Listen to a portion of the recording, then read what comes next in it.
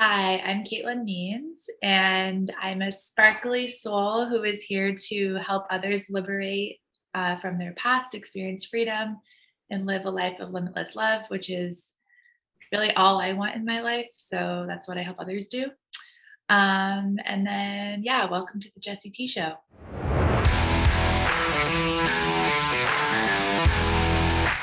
Katelyn, welcome to the Jesse T Show, sister. Thank you for having me. It's It's a my pleasure to pleasure. I'm be here. excited. I'm excited you're on. We connected through Matt Hirsch, and just an amazing, beautiful human being doing great things in the world. And once he plugged us in together, there was some resonance on the things that we're doing in the world, and how we both like to show up, individually and be of service and support. So there's a lot that I'd like to learn more about you than just kind of the surface stuff that I've seen so far. So if you could just give us some context as to who you are and what you do. Thank you. Yeah, I think, first of all, yeah, I'm really just through the work creating like life's purpose, the people that you meet, not only like mentors but also people in the shared space, it's really very organic, if you will.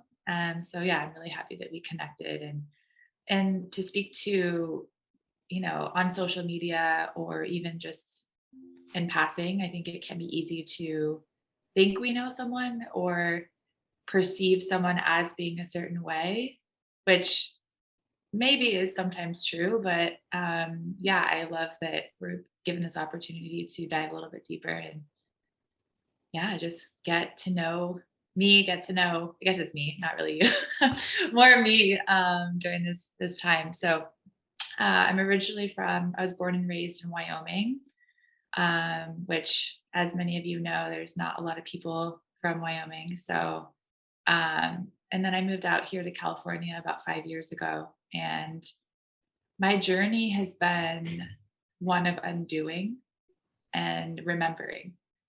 And what I mean by that is undoing everything that isn't me, like isn't love, isn't like the core, the nature of all of us. Like I'm not the exception. Like everyone listening to this, you, the person at the coffee shop that's serving you your coffee, like we're all just the core and the root of who we really are is, I believe, love. And throughout our life, we just pick up things along the way and just they stick.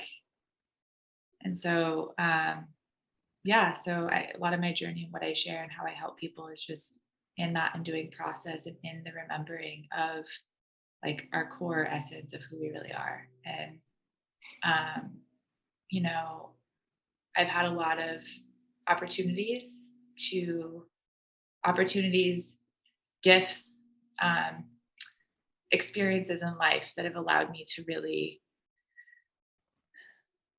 like almost have to look at that. Like there were some points when I was like, whoa, I don't even have a choice. Like sink or swim. Like this is so my journey is a product of, or me helping people is a merely product of my journey and where I've been. So I don't know if that answers your question, but That's so much. Just in those bullet points can be hours of conversation. So, yeah. in terms of your, it sounds like you've been on a deep spiritual journey, and a journey of, again, remembering who you are. And that's it's such a beautiful thing, because once you go back to, really, it probably goes back to that inner child. And that's why there's so much things around inner child work and healing, because who we were before society got their hands on us is usually a lot different than who we are in present day. And so there's a lot of work to be that, first of all, self-love is a big piece of this, right? And holding space for yourself and being able to say, you know what, don't persecute yourself, judge yourself, shame yourself, all those connotations because of where you are now. A lot of that was, conditioning. A lot of that was experiences, and us maybe not having the right tools to be able to operate those experiences. So it sounds like you've done a lot of work to get to remember who you are, to remember that love is the answer. And I'll share a story about that down the road. But as far as your journey, what has been your journey in remembering who you are, and where did the impetus for this kick off? Where did you start noticing that you're on this path of healing and remembering who you are? Mhm. Yeah. Oh, it's a good, I think there's been multiple moments, like multiple blips in time that led me to go like a little bit deeper each time. And so I would say the first was, well, growing up in Wyoming, growing up in a place where there's not a lot of space for people to be who they really are. Mm, And that was my experience my entire life. Like I wasn't ever really, not knowingly, but I just never felt like I was always a square peg trying to fit into a round hole. Like I did all the things like sports and school and friends, and I had a beautiful life growing up, but like there was always this deeper knowing of like there's more, and like my soul came to like discover that. And so, growing up in a place where spiritual body, energetic body, emotional body isn't really not only welcomed but like understood or seen, like mostly about being seen and being met in that was really hard for me. mm, And so I always knew just deep down, not even in like, oh, I want to move to California because it's like California. It was like a deeper knowing of there'll be more space for me here. Like I can actually breathe and be myself, like learn who I am. Um, and so moving out to California was a big step for me in learning more about like, okay, like what is this body thing? Like what is, because I always knew there was stuff I was carrying that, no amounts of talk therapy. Like I've been in, oh, I think it's 17 years of talk therapy. I started seeing a therapist when I was 7 for the first time when my parents got divorced. Um, and then, I had an eating disorder, anorexia when I was 9 to like on and off till I was about 16. And then, um, yeah, and then I would say like the biggest, I guess you call wake up call was I went through a breakup, which most people do experience radical shifts after, a relationship ending. But I went through a breakup in what was it, 2016, 2017, I guess, like a couple times. Once is never enough. You got to go back and make sure it doesn't work. And yeah, the guy that, the man I thought I was going to marry, like cheated on me. And my whole world just like came crashing down. And I had no choice but to start to look at like what was there, because it was obviously the event was very painful, but yeah. it was so much deeper than that. And so yeah, I found yoga, really started practicing a lot of yoga then. Um, and then, yeah, I would say the next kind of blip of undoing, to get back to your question, the undoing was in 2020, I took a trip to Bali by myself. I was there for 10 days by myself, beginning of 2020, and did a shamanic breathwork class. And I was like, whoa, there's something, like something is here. Like, this is not the end of like, there's more. So I just kept getting these pings of like, not more in a searching sense, but more in a remembering Yep. sense. Yep. Yeah. And then, drink some plant medicine, some ayahuasca, and that always, opens you. So yeah, it just kind of been a slow process of following these pings and just like allowing myself to be led. And not to say there hasn't been resistance, like it hasn't been a river. There's definitely been some dams in there, but yeah. What was that first experience like? Was it in Bali where you sat with ayahuasca? And what was that like for you?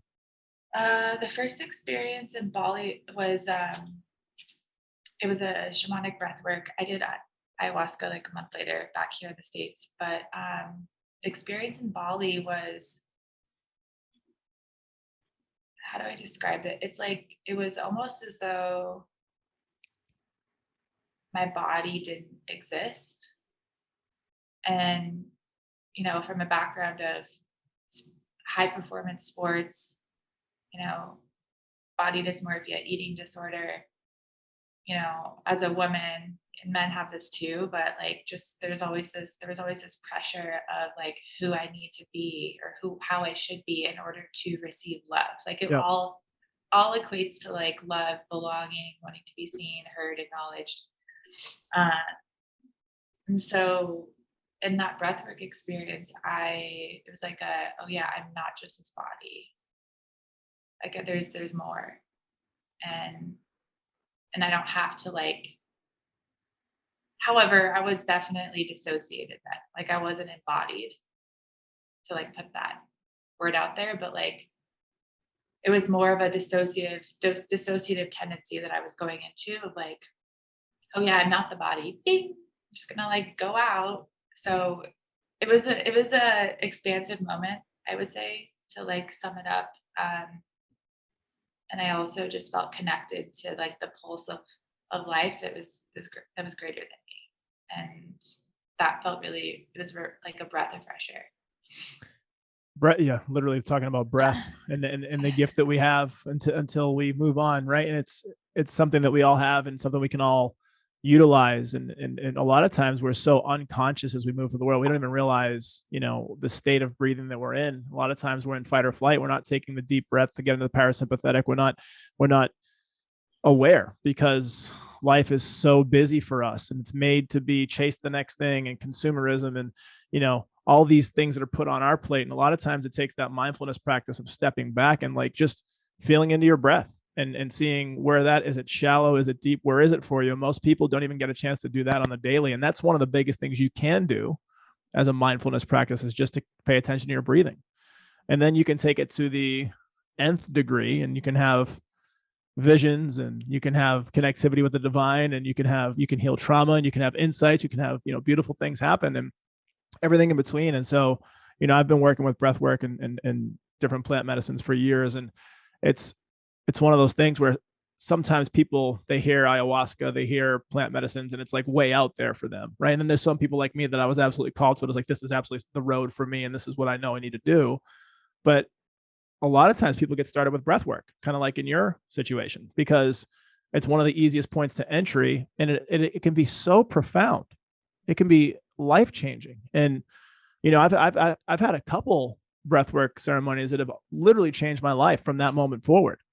And most recently I had one, I was down in Tulum a few months ago. I've been a few times in the last year and a half, but this was the most recent time, which was actually a couple months ago. And I just had these beautiful awarenesses and releasing of trauma that I went there to actually do. And those were my intentions going in there. And it's beautiful because we have that gift. We don't have to seek we don't have to seek anything external. Everything's already within. And it's so powerful for people that are listening to this. And, you know, there's some people that might listen to this or watch this that hear me talk about this. And there may be some people that are hearing it for the first time, but a lot of these experiences people have through plant medicines, they happen with breath work because we're releasing things that we have internally, endogenously, that exist in plant medicines, things like DMT and different things where we can go on a psychedelic journey with just our breath. And it sounds like you had that experience and it literally changed your life moving forward to where a month later you actually sat with a plant medicine. And I want to hear about that journey. What was that like for you? I mean,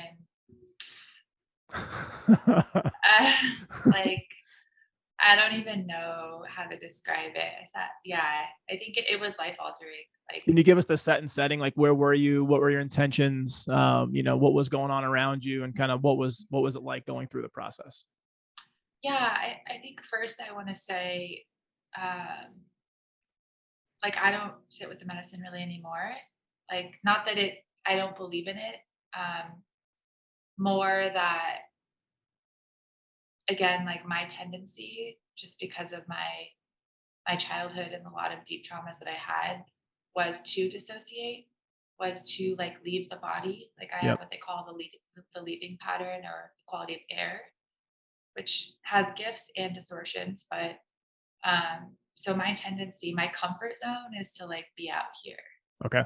And so I'm happy to speak to my ayahuasca experience, but I just want to share that like it's not something that I currently lean on for support because Sure. my work now is like in this body, like not of this body, but in this body, right? And so learning how to like like you were saying, regulate my nervous system, co-regulate my nervous system, learn how to soothe myself, self-soothing, Yes. rather than dissociating. And um, so ayahuasca helped me, like blasted me open. I quit my job, classic, quit my job 2 weeks later, like What was your job at the time? so I'm my doctorate in physical therapy. So I was working in corporate physical therapy and just like grinding every day, like I was working like first of all, I was waking up 5 a.m., like killing myself on the treadmill, Mm. sometimes a double workout. And then I was going to work, like at work by like 8. And then I was just working, no lunch straight through until like 5 or 6. And then go to happy hour with friends. And I'm just wake up and do it all over again. Burn the And I just, candle while killing yourself fast. yeah, Yeah. yeah, I mastered it. Like it was just my thing. But it also was like not really, it was just numbing. Like I wasn't actually present to life. I was just doing and just letting life happen to me. Like I Yep. was just on this hamster wheel of life that I wasn't consciously choosing. Um, and really unhappy, like very unhappy, unfulfilled. I wouldn't have said that back then. I would have been like, yeah, my life is fine. Like I have nothing to complain about. I have a job. I have my health. Like, you know, I'm living in California. Like I'm great. Like, but in hindsight, I look at that version of myself and I just, yeah, I just see how much pain she was holding and carrying. And yeah, in hindsight, I think a lot of people aren't willing to admit how bad it is or how much, even the word depression, right? Like the word depression or anxiety, like if now I think since COVID, it's become more of a acceptable language that people are using like in the mental health space. But I mean, I work with clients all the time that like they won't identify or they won't even say that they're experiencing depression, if they're depressed, because there is this like, I think there's a stigma or a perception that depression is like, which it is, like this is true, but it's not always the case where you're just in bed and you can't get out of bed and you're like in my experience, depression is just suppressed emotion. Yeah. Depression is not living like a life that you love, not being alive with life, right? So if I look back at myself, you know, 3 years ago, 3 years ago, yeah, 3 years ago, like I was definitely depressed, but I wouldn't have said I was depressed. I would have said like, I'm good. Just try to almost play it off and not even pay attention to the root cause of what's going on and just what society teaches us. A lot of times it's here's this pill and here's this quick fix and here's this, and it's never actually healing anything, and it's only making things drastically worse. And so I love that you learn from that experience, but you don't necessarily use it as a tool, because all these tools that we gain along the way, I think they're seasonal, whether you use them kind of when you need them, or maybe it's a baseline thing like moving your body is a thing. But even moving your body can be different. You could be doing ecstatic dance one year, you could be doing yoga one year. I mean, it's whatever the moment kind of calls for and whatever you need. But I love that you quit your job 2 weeks later. Because for me, it took me on my journey a very similar cracked wide open, tons of generational trauma, tons of things I had to go through and heal and process and remember who I was. And it took me all of last year, a whole year of a lot of heavy, intense work and integration, embodiment to finally come to kind of where I'm at now. But for you to do it in 2 weeks, I commend you. Thank you. I mean, it was like unbearable. Like I remember the first day back in the office and I just was like, this is not it. This is You just not know. this is the place I'm gonna die. If I stay here, I will die. Like soul die, Yeah. Yeah. The slow death, painful too. Yeah. And it was crazy because I had no plan. No plan. And I put in a month notice, like because I had been booked out for a month. And then I got a text message the night of saying, like, please come grab your stuff tomorrow. Like we're just letting you go. Like, You're out. Yeah. and then COVID lockdown happened 2 days later. Okay, hold on. Okay.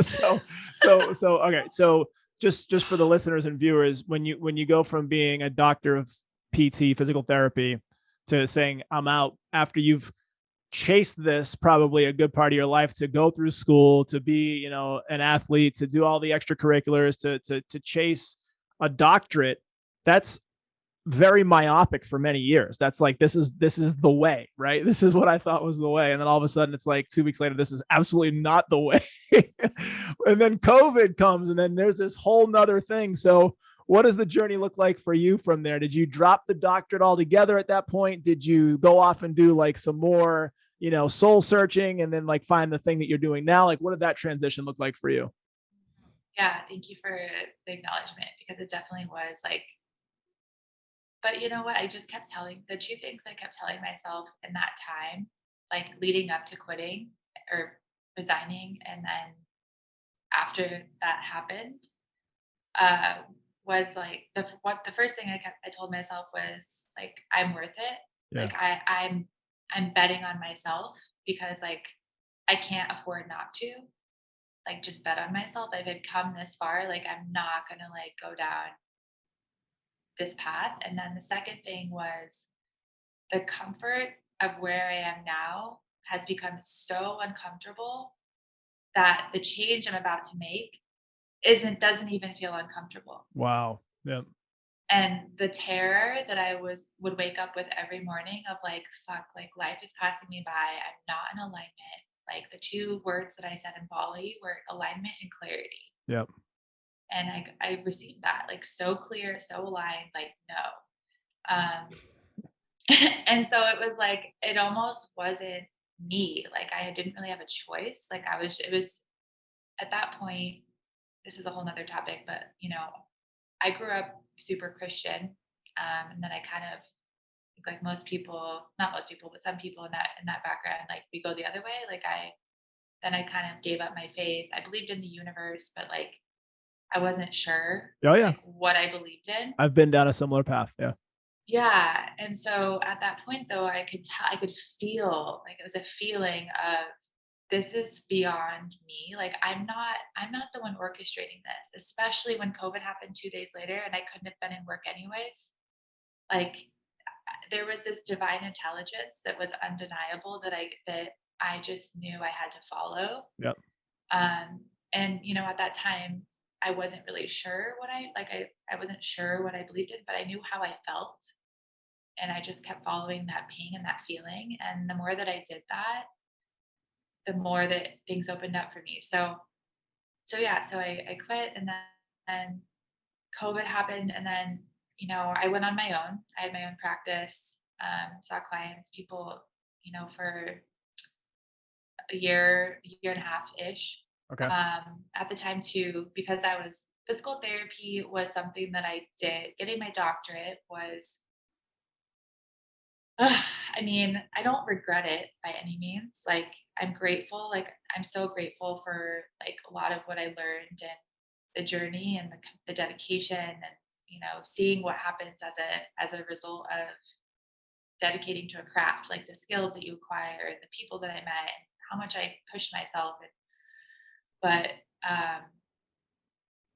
I also lost my soul in that. Like, I came out of school and I was like, whoa, this is like everything my worth, my identity, everything was wrapped up in this degree, this piece of paper that I paid six figures for, Mm.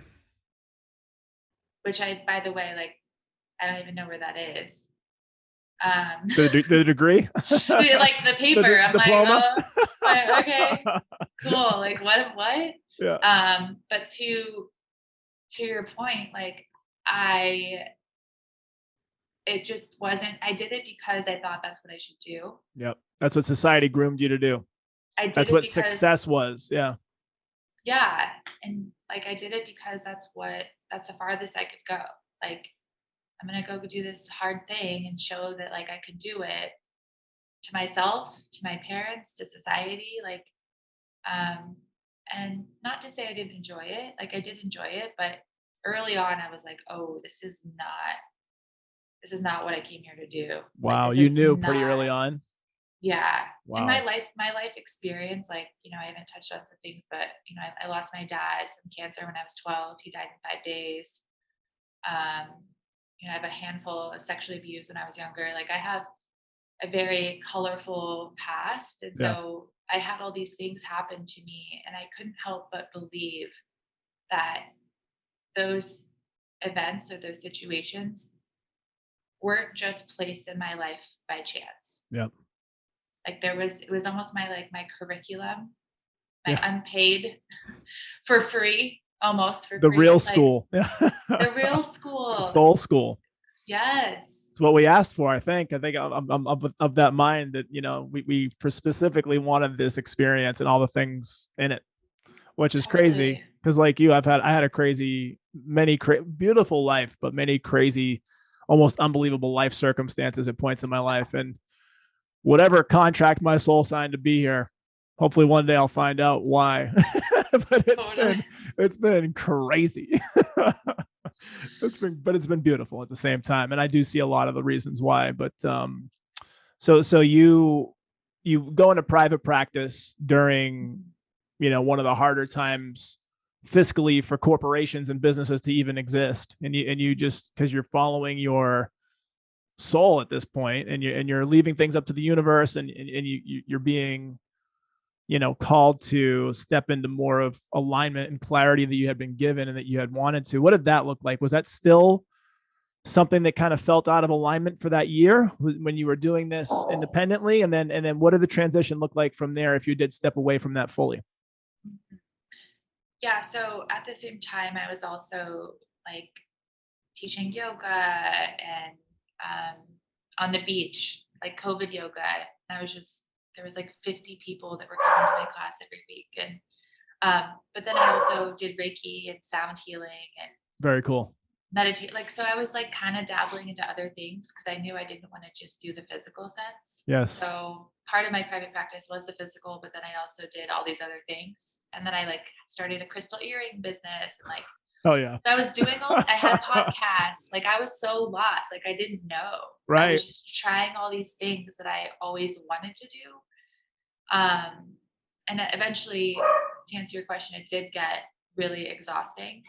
Like, not feeling like I could put my finger on one thing. Like, I Yeah. was just tap dancing around. And then I started really the next layer of my healing, which was more the somatic processing, like learning how to feel my emotions, experience somatic relief and release through my body. Yes.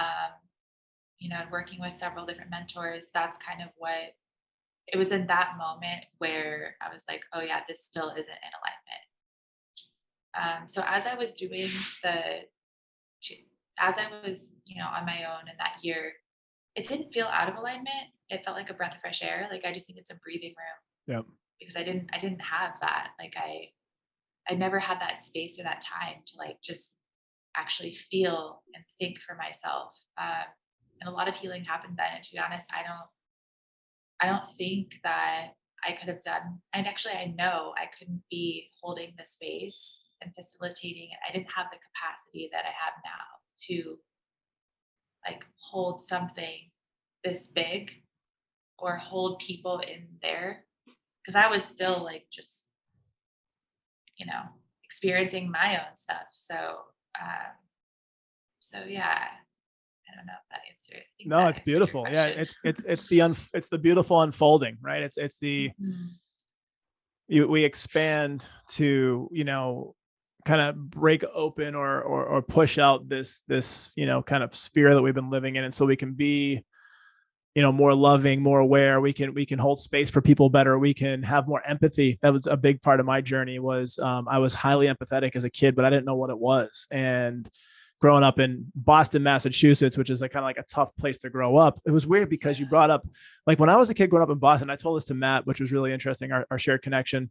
I always wanted to live in California as a kid. And I think it was because I liked the idea of like surfing, and I grew up on the ocean and I couldn't surf in Boston. So I was like, California. But anyway, so I was being pulled out of Boston as well. But really what it was is, like you said, again, very similar journey.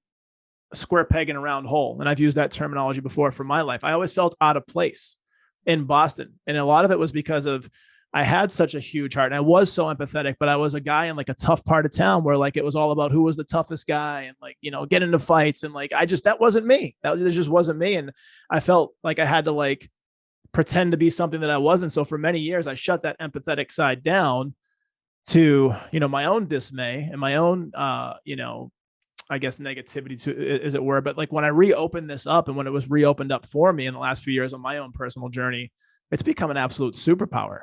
And it's one of those things where, I can read the room, I can get into the room, and like if someone's on a 1 or a 2 because they're having a bad day, I'm not going to come in at a 10 and be like, like super excited. Like I'm going to kind of meet them a couple levels to where they are. Maybe, if I can guide them up or whatever the deal is, but you have to be able to learn through experience how to get to that capacity and how to have that emotional acuity, I guess, to be able to say someone's here, they need to get here. What's that road look like? And then just have the empathy to walk them through that path. Cause we know what it's like to be through it ourselves. We know what it's like to go through the shit to kind of get to where we're more in alignment. And so for you mentioned something that kind of popped up, and this is me being greedy, wanting to learn about this. Reiki. Are you still doing Reiki? And what was that path like for you? I do. So no, I just, I still teach yoga just for my greedy, because I love teaching yoga and the music, but no, I just focus on Euphoria, which is, my coaching business. I mean, if clients would like Reiki, in a session, if I feel like it's a fit, it will naturally arise, but I don't do just one-off sessions for Yeah. Reiki. However, I think it's a beautiful tool that I have for myself, or even like, people in my life. Like if I know someone's having surgery or someone's going through a hard time, or, of course I'll ask them, but I can always just send them a little juice. But same goes with love, Love right? it. Like even if someone's not attuned with Reiki, we can also send people like from the vibration, from the embodiment of the heart, like just sending love via intention. Ho'oponopono. I mean, Yeah. I mean, it's so amazing. People hear some of this stuff and they think it's so woo woo, but like it's so profound and it's so real. And it's, what you're saying and what I feel, is you have a medicine bag, this metaphoric medicine bag, and you can pull tools from it based on your experience as needed. So even though you're not practicing daily with Reiki, you've done it, you understand it. And like, if it comes up for you in a client session where it matters and it would be very powerful, you can pull that tool out as necessary. Yeah. And I think it's like, the medicine bag is like a Swiss Army knife. Like you have all these different experiences, all these tools. And for me, it's been ecstatic dance, cacao, plant medicines. Like there's always something. And again, this is for my own personal journey too, where, if I need to go shake off a weird feeling, like I could just go put on some music and dance. And like all of a sudden I change my state and I change my ability to show up better. And so having these insights and these tools, it's very powerful, because now you can be what the moment calls for, so to speak, when it comes to your clients, and you can show up for them in the right moment at the right time, the way that is needed. So I want to talk about that a little bit. So talk about, is it Euphoria Effect, and what are you doing there? So my brand is the Euphoria Effect. Yeah, that's my Instagram. Euphoria is my signature one-on-one coaching container. And yeah, it's a space for people to really feel safe. So a lot of my things that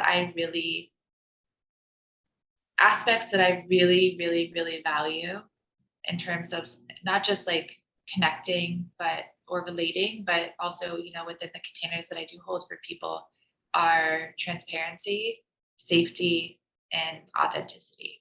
And so, and I think really safety is at the bottom first foundational layer, because if we don't feel safe, like Boston Jesse, right? Like all of those people walking around in Boston that are trying to prove themselves as being the toughest, it's really just because there's not a level of safety. Yeah. And so I'm going to just put all these protectors on and like these shields, protectors, so that I don't have to feel unsafe, so that I can survive, right? And so I believe the core of human human conditioning and human need is to feel safe. Because if I feel safe, I can open. If I Yep. feel safe, I can connect. If I feel safe, I can trust. If I feel safe, I can manifest. If I feel safe, I mean, the world opens, life opens when we feel safe. And safe doesn't necessarily mean physical safety. Like, of Yep. course it can, but like emotional safety, like being seen, being met, being like, this is an okay space. Like, there's room for you here. Whereas, like you shared Boston, Wyoming, like there's not room. People, and it's not like anyone's fault. I'm not making that wrong. It's just there's not an awareness, there's not an attunement. Yep. And so in Euphoria, something that for me it's really like allowing the space to feel safe and attuning to people and what they need. And everyone's journey is different. But a lot of what I help people do is just what I was speaking to in the beginning is like undoing everything that isn't love. And that falls into the category of the capital T trauma, right? Like trauma and pain from the past and just the hold that our past has on us. And if we, if we continue to live life without healing these parts of ourselves, without going like within, I believe specifically somatically, like in the body, like less mind, like let it be a physical experience Yep. in the body. That's where the freedom lies. And that was really in my healing journey where, whew, like that was a pivotal point for me where I was like, because I was meditating every day, like I was doing all the things, but I wasn't getting anywhere. Right. Not that there's anywhere to get, right? It's like there's always, it's always been here, but I just couldn't access it because I had so many layers of like I was just caking on makeup without ever washing my face for decades. Like Yep. I just wasn't getting anywhere. So a lot of what I help people with is really uncover what's like in living in the body, in the energy field, in the soul field, and like just support them in the process of releasing that and liberating that. And it sounds like woo woo, but there's a very specific process that I walk people through. And yeah, it's really, really been beautiful to witness people's journeys and evolution so far.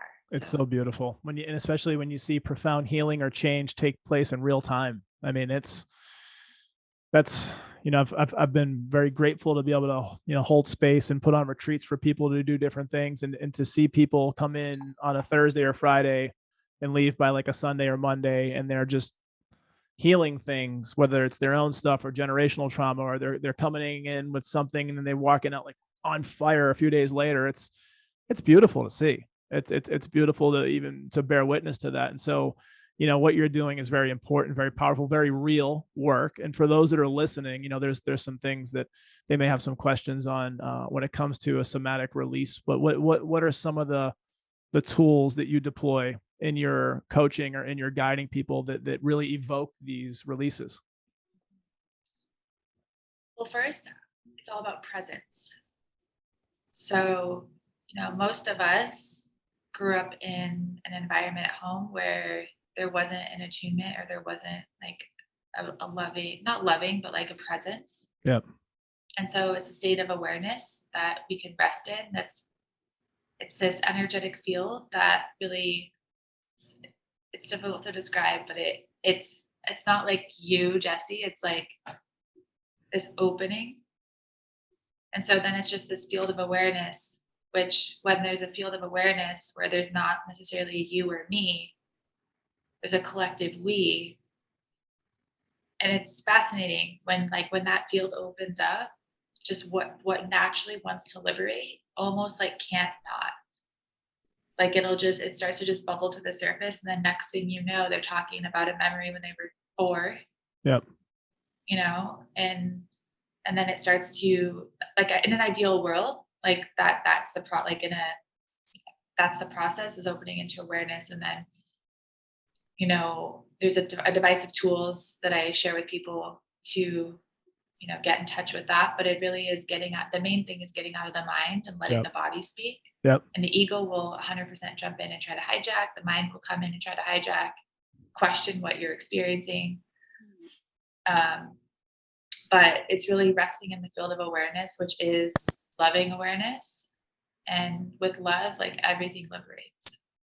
And it's also too, a lot of these deeply somatic memories aren't able to be experienced, digested, processed, and released on our own. Because a lot of our ruptures or our like things that weren't congruent in our lives that are stored somatically in the body were in relation. And so in order for them to liberate, it has to be in relation. And, speaking from my experience, I can sit on my meditation cushion all day, every day, which I did for a long time, not all day, but I was meditating like crazy amounts. And I just wasn't experiencing any relief. Like I could get places like in my, I would have all these like psychedelic meditations, but like, what was I actually healing anything in my body? Yep. And so that's like the basic foundation of somatic healing is like opening the field of awareness and then speaking to the body, allowing the person to feel safe. If there's protectors, like I mentioned, there's a host of protectors, whether that be like the controller, the fearful part. There's all these different parts of us, right, that like to step in. It's like the you call it like the British guards that are in front of the palace, the Buckingham Palace. Yeah. Like they're like, we have our own army of like protectors that deploys whenever we feel unsafe. And they were just, coping mechanisms that we adopted in order to literally survive. When we were 2, 4, 10, 12, 27, right? Like these things were put into place so that we could literally survive in life because we didn't have the capacity to at that time. And so what happens is those just get replayed in real life. And something happens and what happens and our reaction isn't congruent. How many times do people say, oh, I don't know why I got so upset. Like, I'm sorry, I have no idea why I got so upset. And so it's until we liberate these patterns and heal these processes, if we don't do that, we'll continue to just replay the past. So it's hard to describe exactly. I don't know if I did a really good job of describing that, but breath work is another thing that I utilize. If the protectors are really like the Buckingham Palace guards are like not moving, and lovingly, like we lovingly work with them, we're not like, but if they don't step aside, like we can't really access much. So in that case, breath work is an awesome tool to kind of get out of the conscious mind and get more into. What are some cadences that you use with breath work? Are you doing like, box breathing? Are you doing holotropic? Are you doing breath of fire? What kind of things are you using? Yeah, I always, to start, I do the 4 to 8 breath. So inhale for 4, exhale for 8. Because if we're running from a tiger, we're in our sympathetic, we're not going to be doing an exhale for 8. Yeah. Right. It's going to be mostly inhale. Oh yeah. So extending the exhale really allows the signals to the nervous system, like I'm good, we're good. And then, I do the holotropic 3-part breath with breath holds in between. And beautiful. Yeah. Powerful. It's powerful. And what was coming up for me as you're speaking, even just from my own personal journey, is I've had some inner child work that I've done, and it was complemented with tapping and just doing EFT. different kinds. Yeah, EFT tapping. And that was coming up for me, and what you were speaking to with this somatic release. Is that something that you've ever incorporated for yourself or for your clients? And what has that been like? Yes. Yeah, we do use EFT. When I again, it's like, it just kind of comes up whenever it is. Pull it out the medicine bag. Yeah. I'm like, okay. Yeah, it's just very, like, it just depends. But that is a really awesome way to self-soothe. give Can you people describe that tools. for the listeners and viewers who may not know what that is? Emotional freedom tapping technique. Yeah. So there's different meridians on the body that have different signaling points. So just like acupuncture, there's different meridians for acupuncture. So tapping on those points just allows the nervous system to self-regulate. So if we're processing a particularly intense experience, like it doesn't necessarily have to. I mean, it could. I guess I was going to name like big experiences, but if our system is really overwhelmed, the Yep. tapping can help almost dissipate or like give the conscious mind somewhere to go as Yep. well. Like there's a job for it to do, so it's not stewing in the mind and hijacking the experience. So, and it's also a tool that people can use when we're not working together, like when we're not in sessions, and if they have a process come up, in between, they can do that on their own time. So it's also about being self-healers, Which autonomous. is absolutely, one of the most realist things that I've ever learned in any of this journey is I had an insight. I was in Peru and working with ayahuasca. I was also working with a few other things, San Pedro and combo, different days. But when I was working with ayahuasca, it clearly said to me that I'm a healer, I'm a creator, and I'm powerful. And it's not just me, that's everybody. Like everybody's a healer, everyone's creator, everyone's powerful. It's a matter of being able to have the insights and the tools to kind of harken back to utilize and to create, healing, and to put yourself in a space of healing. And there's a whole nother, hours long conversation we can have about that. But in terms of like how you're helping people to heal today, what are some of the people, what are they looking for in their life when they come knocking on your door, and B, how can they connect with you? Thank you. Yeah, so a lot of the people that find me, it's funny, they're like former me's, right? Like they're like people. It's crazy. Like everyone that I work with, there's like this synchronicity of I've been where you've been. I know how you're like, there's this, we've walked in some ways similar paths. But most people that come to me, they've tried a lot of other things, like a lot, like talk therapy, and nothing against talk therapy. Like I think it's a doorway, it's a gateway Yep, for sure. into some aspect of healing. And in my experience, healing is beyond the mind, because the mind always will have something that it's habitual, right? I have my top 3 things that I worry about. I'm going to worry if my mind is bored. Let me just choose one of these three things, and I'm going to go worry Let me about them. let me give it something to do. Yeah. So I don't know, like my mind is brilliant, but like I trust my body more now. So yeah, a lot of the people that that I work with have tried a lot of things, feeling stuck, feeling kind of hopeless. Yeah. So a lot of people that come to me, are anxious, depressed, whether or not there's an awareness of that. That's sometimes there isn't, sometimes there is. Sometimes there are people that come to me and they've been on antidepressants for years, and they're like, yeah, I think this is just the way I am. And so just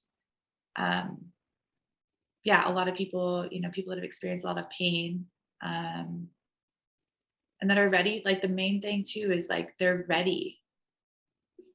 Like there's a belief of like there's more. This isn't how life has to be. Yep. I don't know how to get there, but I know that this isn't it. This isn't just how I am.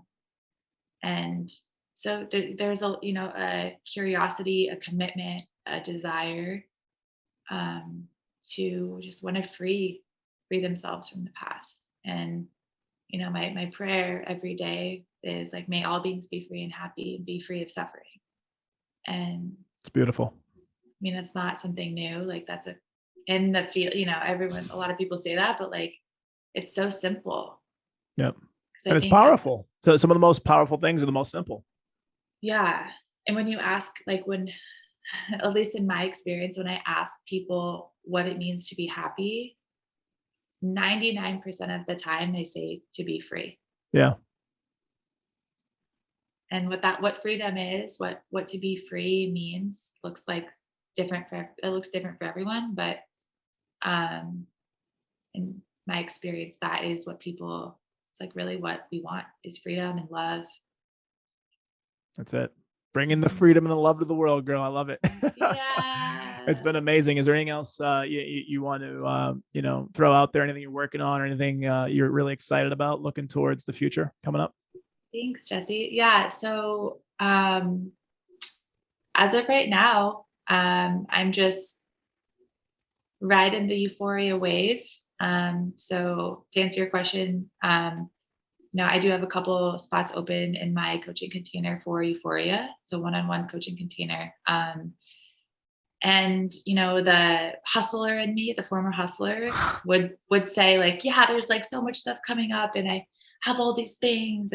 But the big medicine for me in this moment and in this phase of me being in service and my offerings is just like resting in Yeah. what is Yeah. and not climbing.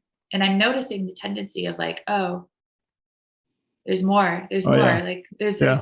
you could be doing this and you could be doing this and this and so no, I don't have anything coming up.